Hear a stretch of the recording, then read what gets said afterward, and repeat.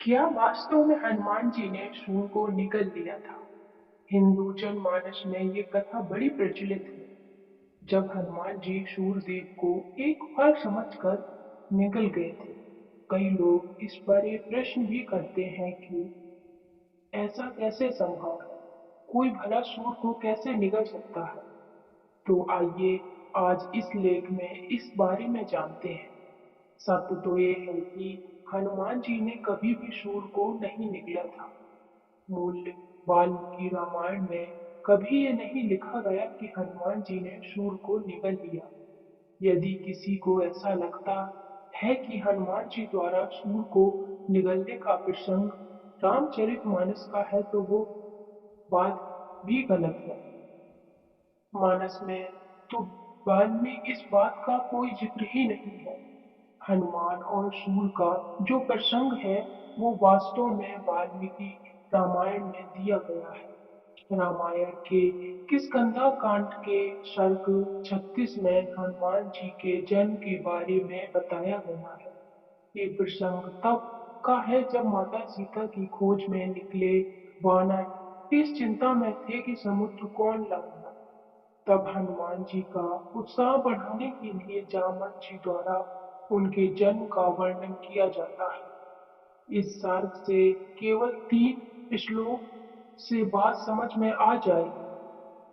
किष्किंधा कांड में सर्ग 36 के श्लोक 21, 22 और 23 से ही सारी बातें साफ हो जाती हैं।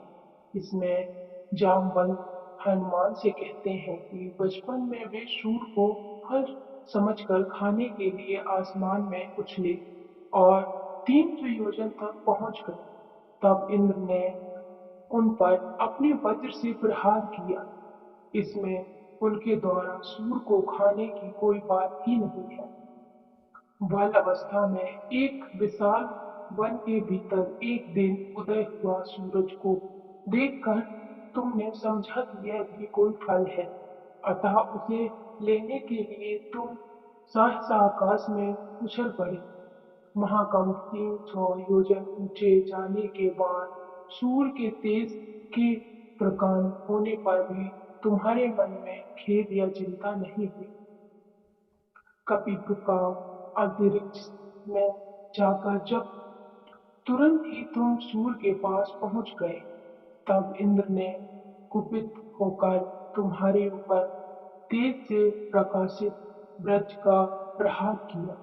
तो जैसे ही आप देख सकते हैं कि यहाँ पर हनुमान जी द्वारा भगवान सूर्य नारायण को खाने का कोई भी प्रसंग नहीं है। रामचरित मानस में तो हनुमान जी के बचपन की कथा भी नहीं दी गई है।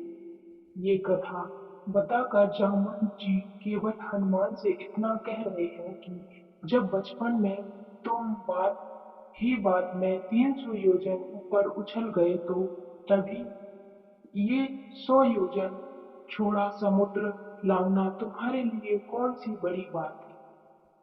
अब यदि 300 योजन की बात करें तो वो लगभग 400 किलोमीटर होता है। इतनी पहुंच तो आजकल के उन्नत विमानों में भी होती है।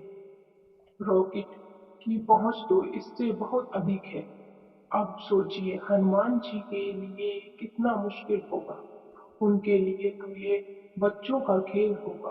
और यही बात तो हमारे ग्रंथ बता रहे हैं, ना कि महाबली हनुमान बचपन में खेल खेल में उतनी ऊंचाई तक कूद गए। फिर उसमें आश्चर्य वाली क्या बात है? तो फिर ये कथा जनमानस में आई कहाँ से?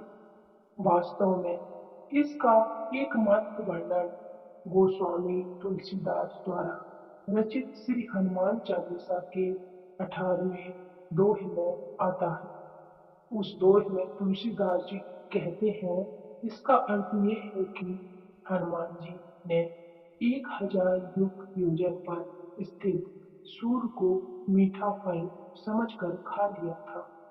ये दोहा भी वास्तव में एक प्रतीकात्मक दोहा है, जिससे तुलसीदास जी ने उस समय पृथ्वी और सूर्य के बीच की दूरी बताई थी, जो आश्चर्यजनक रूप से बिल्कुल संकुट है। बस यही से हनुमान जी द्वारा सूर को फल समझकर खाने की बात लोक कथाओं के रूप में प्रचलित हो गई। ऐसे कई लोग हैं जो हनुमान जी द्वारा सूर को निगलने की घटना को ये बोलकर सच बताने का प्रयास करते हैं कि हनुमान जी के पास अष्ट सिद्धि थी, जिसमें से एक गरिमा थी, जिसमें वे अपना शरीर विशाल बना सकते थे। किंतु उन लोगों को भी ये बात समझनी चाहिए कि सिद्धियों की भी एक सीमा होती है और हनुमान जी को अष्ट सिद्धि और नौ वरदान इंद्र के प्रभाव करने के बाद ब्रह्मा जी और अन्य देवताओं के वरदान से प्राप्त हुई थी, जबकि ये सूर को निगलने वाली घटना उससे पहले की है, जब उनके पास कोई सिद्धि नहीं थी। वैसे भी जब रामायण में इसका कोई वर्णन है ही नहीं, तो बात ऐसे भी खत्म हो जाती है। जय हनुमान। तो कैसी लगी स्टोरी दोस्तों, कमेंट सेक्शन में जरूर बताना। अगर ये स्टोरी अच्छी लगी हो, प्लीज वीडियो को लाइक कर देना, चैनल को भी सब्सक्राइब कर देना। तो जो गलती हो गई हो उसके लिए